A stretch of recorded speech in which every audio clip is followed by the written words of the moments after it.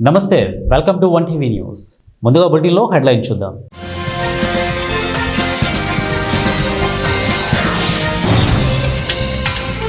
స్త్రీ శక్తి పథకాన్ని ప్రారంభించిన సీఎం చంద్రబాబు.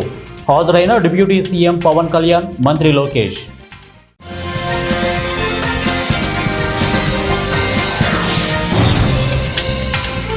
ఓట్ల చోరీపై ప్రత్యక్ష యుద్ధం చేస్తాం. కాంగ్రెస్ నేత రాహుల్ గాంధీ ప్రకటన.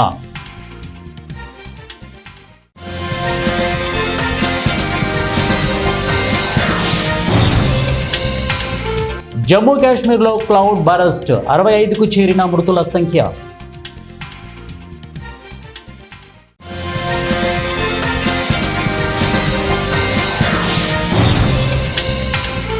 సమరయోధుల త్యాగ ఫలమే స్వాతంత్ర్యం, ఎమ్మెల్యే జగదీశ్వరి. బులెటిన్లో డీటెయిల్స్ చూద్దాం. ఎప్పుడెప్పుడు అని ఎదురు చూస్తున్న స్త్రీ శక్తి పథకాన్ని ఆంధ్రప్రదేశ్ ముఖ్యమంత్రి నారా చంద్రబాబు నాయుడు ప్రారంభించారు. ఈ పథకం ద్వారా ఏపీ వ్యాప్తంగా ఉన్న మహిళలకు ఉచిత బస్సు ప్రయాణ సౌకర్యాన్ని రాష్ట్ర ప్రభుత్వం అందించనుంది. ఈ మేరకు CM Chandrababu, deputy CM Pawan Kalyan, మంత్రి నారా లోకేష్ గుంటూరు జిల్లా తాడేపల్లి మండలం ఉండవల్లి గుహల నుంచి బస్సులో ప్రయాణిస్తూ ఈ పథకాన్ని ప్రారంభించారు. ఉండవల్లి సెంటర్, తాడేపల్లి ప్యాలెస్, అలాగే తాడేపల్లి సెంటర్, కనకదుర్గ వారధి మీదుగా ప్రయాణించారు. మహిళలతో కలిసి విజయవాడ పండిట్ నెహ్రూ బస్టాండ్ వరకు బస్సులో ప్రయాణించారు. ఈ మేరకు విజయవాడ సిటీ బస్ టెర్మినల్ వద్ద జరిగే కార్యక్రమంలోనే పాల్గొనేందుకు ప్రజలు, టీడీపీ శ్రేణులు పెద్ద ఎత్తున తరలివచ్చారు. కాగా మహిళలు 5 రకాల బస్సుల్లో ఉచిత ప్రయాణం చేసే వెసులుబాటు కల్పించింది చంద్రబాబు సర్కార్.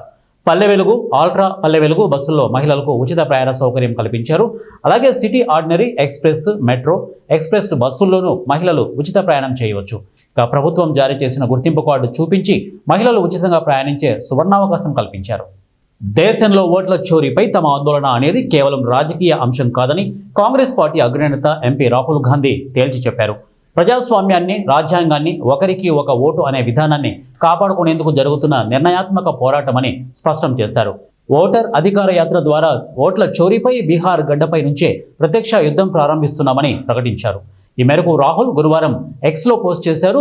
దేశవ్యాప్తంగా స్వేచ్ఛమైన, స్పష్టమైన ఓటర్ల జాబితా కోసం తమ పార్టీ పోరాడుతోందని ఉద్ఘాటించారు. ఈ నెల 17వ తేదీ నుంచి ఓటర్ అధికార యాత్ర ప్రారంభమవుతుందని, యువత, కార్మికులు, రైతులు సహా అన్ని వర్గాల ప్రజలు ఈ కార్యక్రమంలో పాలు పంచుకోవాలని పిలుపునిచ్చారు. ఇదొక ప్రజా ఉద్యమమని పేర్కొన్నారు. ఓట్ల దొంగలను ఎన్నికల్లో ఓడించాలని విజ్ఞప్తి చేశారు. ఓట్ల చోరులు ఓడిపోతేనే ప్రజలకు, రాజ్యాంగానికి విజయం లభిస్తుందని అన్నారు. ఓటర్ అధికార యాత్రకు సంబంధించిన ఓ వీడియోను రాహుల్ గాంధీ సోషల్ మీడియాలో షేర్ చేశారు. జమ్మూ కాశ్మీర్లోని చసోటీ గ్రామంలో క్లౌడ్ బరస్ట్ పెను విషాదం మిగిల్చిన సంగతి తెలిసిందే. క్లౌడ్ బరస్ట్ కారణంగా పదుల సంఖ్యలో జనం ప్రాణాలు పోగొట్టుకోగా దాదాపు 200 మంది గల్లంతయ్యారు. శుక్రవారం మధ్యాహ్నం నాటికి మృతుల సంఖ్య 46 నుంచి 65కు చేరింది. చనిపోయిన వారిలో 2 సిఆర్పీఎఫ్ జవాన్లు కూడా ఉన్నారు. మృతుల సంఖ్య మరింత పెరిగే అవకాశం కనిపిస్తోంది. సంఘటన జరిగిన ప్రాంతంలో సహాయక చర్యలు ఊపందుకున్నాయి. ఆర్మీ కూడా సహాయక చర్యలో భాగమైంది. ఇప్పటి వరకు 160 మందిని రక్షించినట్లు తెలుస్తోంది. జయశంకర్ భూపాలపల్లి జిల్లా మహదేవ్పూర్ మండల కేంద్రంలోని ప్రభుత్వ బాలుర పాఠశాలలో కరెంట్ షాక్ తగిలి 3 విద్యార్థులు, అటెండర్కు తీవ్ర గాయాలయ్యాయి. స్వాతంత్ర్య దినోత్సవ వేడుకలకు ఏర్పాటు చేస్తుండగా ఈ ప్రమాదం జరిగింది. మహాదేవ్పూర్ సామాజిక ఆరోగ్య కేంద్రానికి తరలించారు. మెరుగైన వైద్యం కోసం జయశంకర్ భూపాలపల్లి జిల్లా హాస్పిటల్కి తరలించారు. జయశంకర్ భూపాలపల్లి జిల్లాలో నేరాల నియంత్రణపై జిల్లా పోలీసు యంత్రాంగం దూకుడు పెంచింది. జిల్లాలో ఇటీవల వరుస దొంగతనాలతో బెంబేలెత్తిస్తున్న దొంగలకు చెక్ పెట్టే ప్రయత్నంలో పోలీసులు నిమగ్నమయ్యారు. వరుసగా దొంగతనాలకు పాల్పడుతూ పోలీసులకు సవాల్ విసురుతున్న దొంగలను పట్టుకునేందుకు పోలీసులు చర్యలకు పూనుకుంటున్నారు. జిల్లా కేంద్రంలో పట్టణ వ్యాపారస్తుల సహకారంతో అడ్వాన్స్ టెక్నాలజీతో కూడిన 160 సీసీ కెమెరాలతో పాటు వాహనాల నెంబర్ ప్లేట్ల సైతం ట్రేస్ చేసే కెమెరాలను ఏర్పాటు చేశారు.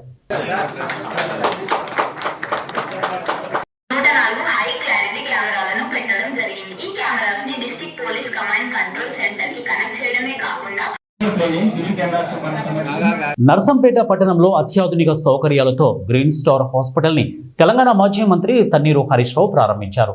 అనంతరం ఆసుపత్రి విభాగాలను సందర్శించారు. ప్రజలకు మెరుగైన ఆరోగ్య సేవలు అందించడమే లక్ష్యంగా ఈ ఆసుపత్రి ఏర్పాటు చేశామని నిర్వాహకులు doctor Vidyasagar Reddy, doctor Kiran Reddy, doctor Om Prakash తెలిపారు.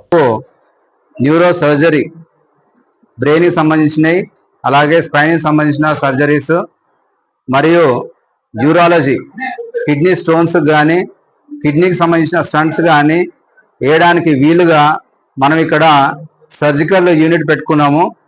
ఈ సర్జికల్ యూనిట్లో లామినార్ ఆపరేషన్ థియేటర్ నర్సంపేటలో మొట్టమొదటిసారిగా లామినార్ ఆపరేషన్ థియేటర్ అన్నది మనం పెట్టుకోవడం జరిగింది.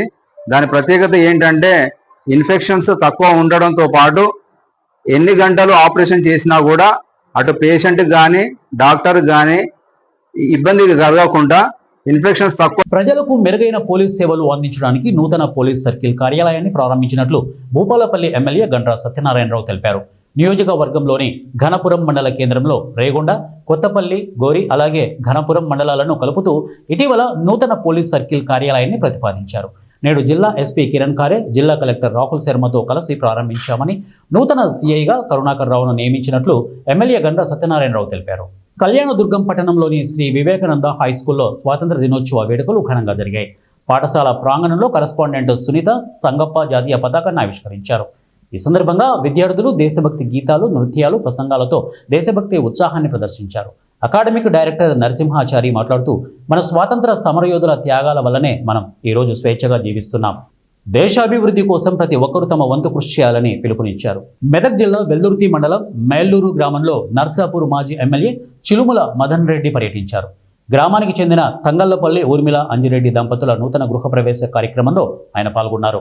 నూతన గృహప్రవేశం కార్యక్రమంలో శ్రీ సత్యనారాయణ స్వామికి ప్రత్యేక పూజలు నిర్వహించారు. రాష్ట్ర ప్రజలంతా సుభిక్షంగా ఉండాలని, పాడి పంటలు బాగా పండాలని కోరుకున్నట్లు తెలిపారు. భర్త, అత్తమామల వేధింపులు తాళలేక పోలీస్ స్టేషన్కు వెళ్లి ఫిర్యాదు చేసినా, రాజకీయ పార్టీల నేతల దగ్గరికి వెళ్లినా న్యాయం జరగకపోవడంతో 3 నెలల గర్భిణి అయిన శ్రావణి బలవంతపు బలవన్మరణానికి పాల్పడింది. ఈ విషాద ఘటన అనంతపురం జిల్లా కళ్యాణదుర్గం మండలం కేంద్రంలో చోటు చేసుకుంది.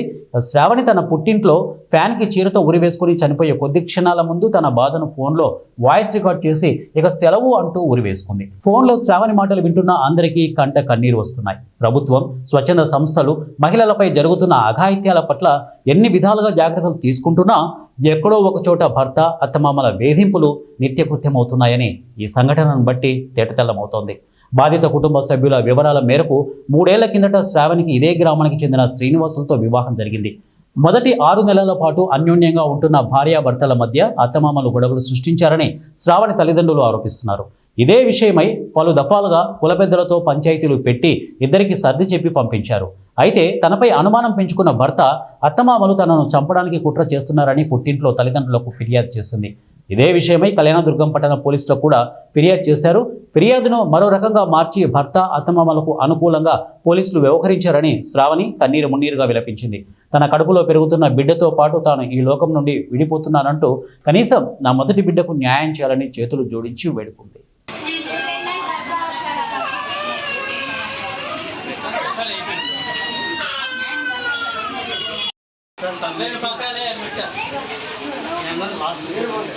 బియ్యానికి 12 కిలోల బంగారు 10 లక్షలు ఖర్చు పెట్టి పెండింగ్ చేసేసాము. నా పెండైనాక 4 నెలలు 5 నెలలకి టార్చర్ పెట్టి 10 దినాలకి 20 దినాలకి ఇంటికి ఎదిగినట్లు మా ఇల్లు వాళ్ళు వచ్చి పంచాయతీ చేసి పంపిస్తే ఊరితో ఉండేసి ఆధారపు కట్టిన రప్పు గేట్లుగా మాట్లాడి ఇంటికి పంపించింది.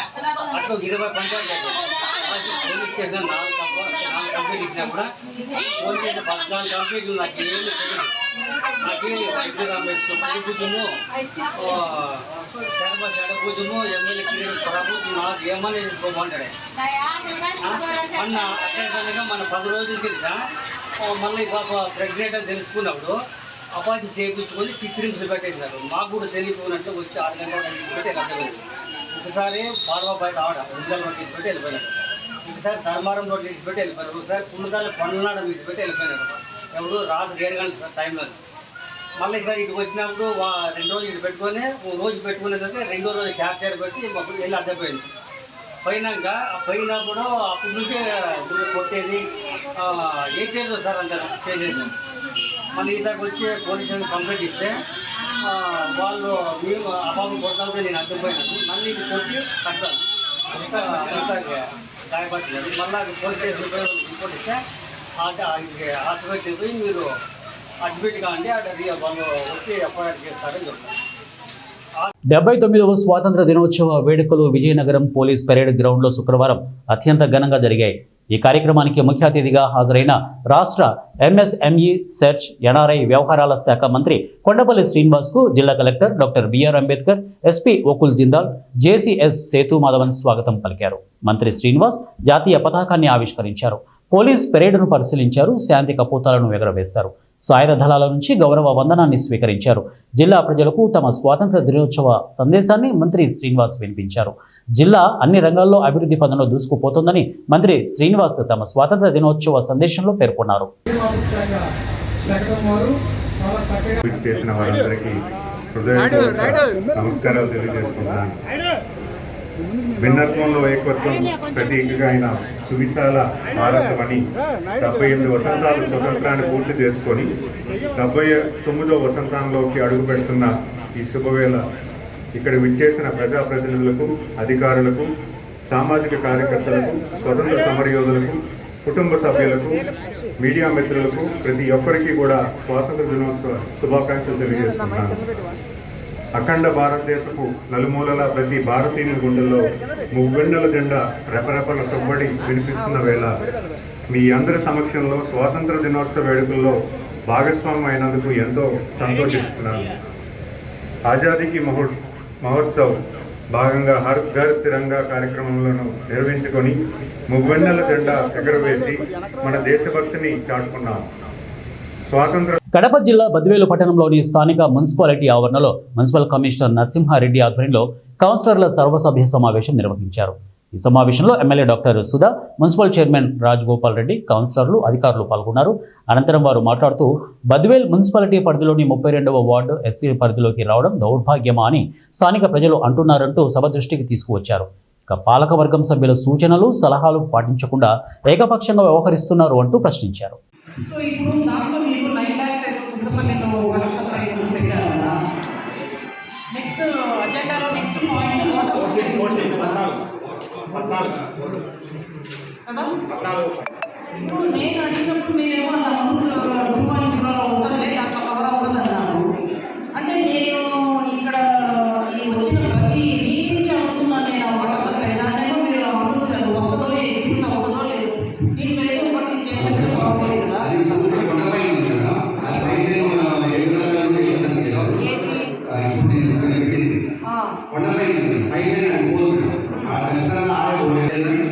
మీరు పెట్టిన అజెండా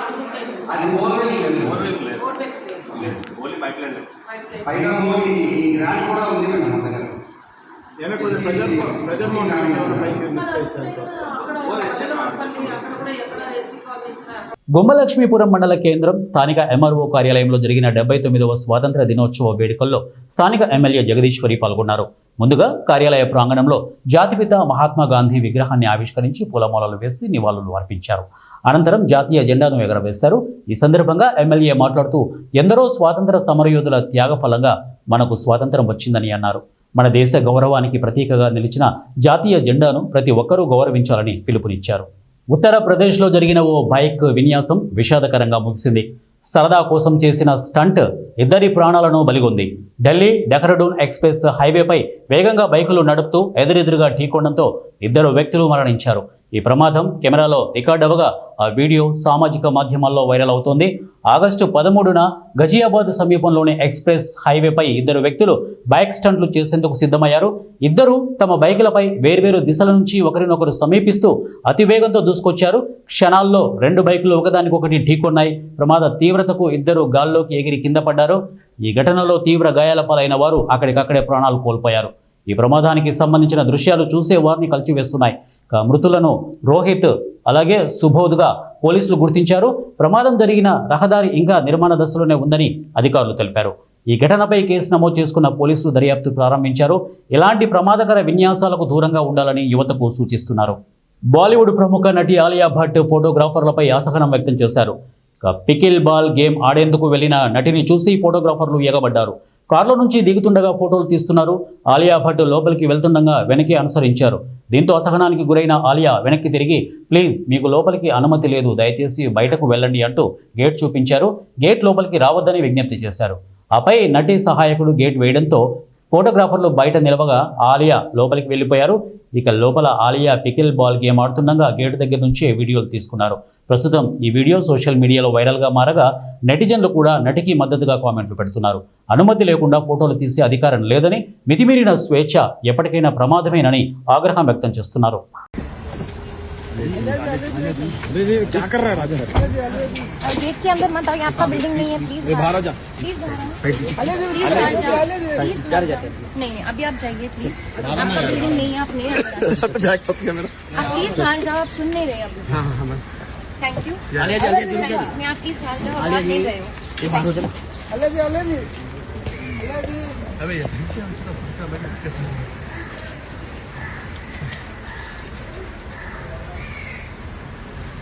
ఆంధ్రప్రదేశ్లో మహిళలకు ఉచిత బస్సు ప్రయాణ సౌకర్యం కల్పించే స్త్రీ శక్తి పథకాన్ని ప్రభుత్వం అధికారికంగా ప్రారంభించింది.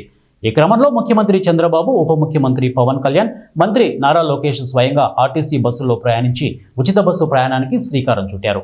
ఇచ్చిన హామీని నిలబెట్టుకుంటూ మహిళల కోసం ఓ కీలక పథకం నేటి నుంచి అమలు చేస్తున్నారు.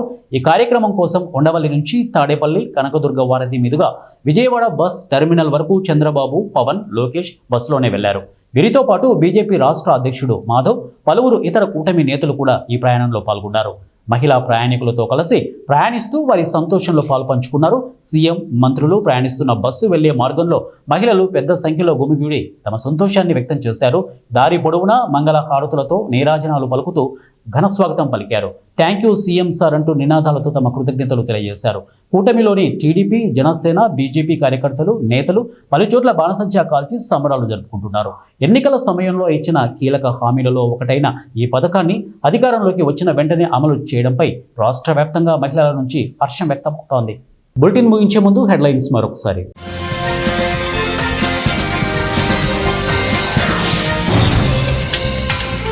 స్త్రీ శక్తి పథకాన్ని ప్రారంభించిన సీఎం చంద్రబాబు, హాజరైన డిప్యూటీ సీఎం పవన్ కళ్యాణ్, మంత్రి లోకేష్.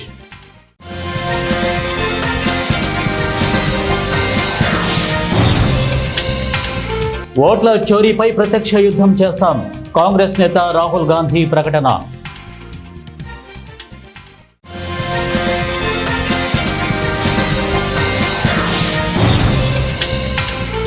జమ్మూ కాశ్మీర్లో క్లౌడ్ బరస్ట్, 65కు చేరిన మృతుల సంఖ్య.